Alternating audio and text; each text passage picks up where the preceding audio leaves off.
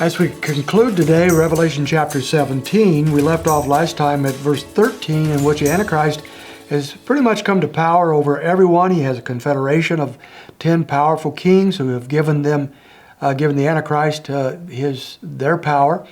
And so he's doing well. He seems to be in charge of all things. He's the ultimate ruler over all the earth. Unfortunately, he has two opponents in front of him. One is Christ himself, so it's not going to go so well as you can imagine. Verse 14 says, these will wage war against the Lamb. So this confederation that the Antichrist leads wages war against the Lamb, and the Lamb will overcome them. Now we know that's going to happen, but chapter 19 gives the details of this. This is kind of a prelude of coming attractions. But he overcomes them because he is the Lord of Lords and King of Kings. So they are going to learn the hard way that the Lord is the true Lord and he is the true King. And those who are with him who are called are called and chosen and faithful. We'll pick that up in chapter 19, especially verse 16, as we see a coalition of the saints that come with Christ.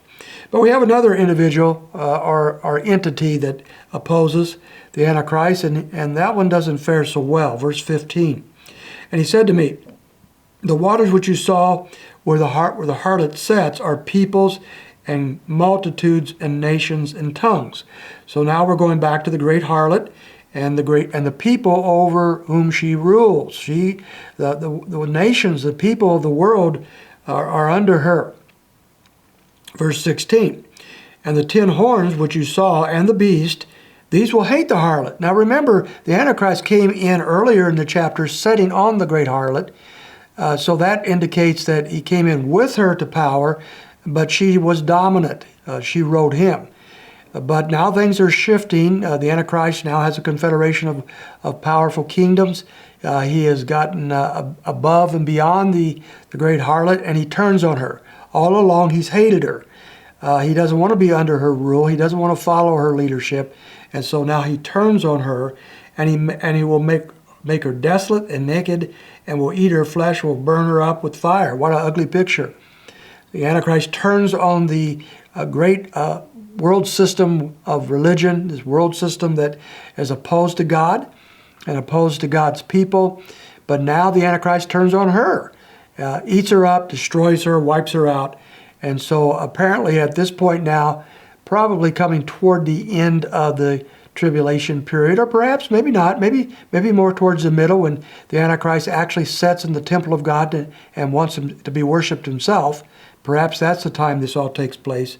Nevertheless, he has now removed her from power, and he is the one being worshipped. He sets himself up as God. Verse 17, for God has put in their hearts to execute his purpose. Now the Antichrist thinks he's pretty sharp. He's pretty slick. He thinks he can destroy anything and anyone in his path, even the great harlot who has brought him to power. But he doesn't know that he's under the thumb of God, that he's only executing the purposes of God, that he has really no power that God hasn't allowed him to have. He says he executes his purpose by having a common purpose, by giving their kingdom to the beast, until the words of God will be fulfilled. This is all falling into the plan of God. Nothing is outside of his plan, nothing outside of his purposes. This is all coming together just as he chooses for it to come together. In verse 18, the woman whom you saw is the great city, which reigns over the kings of the earth. So now we're back to a system that is identified with a great city. Is this a city of Babylon? Is this a city of Rome? Is it neither? Is it simply symbolic? Well, theologians have argued about that for a long time. But we do see definitely a symbolic picture of a power that reigns over the kings of the earth. Antichrist now has set himself up in that position. There's no one on earth right now to oppose him. He is in charge. He is in charge religiously because he's destroyed the great harlot. And as chapter 18 will unfold for us, he is in charge economically and commercially.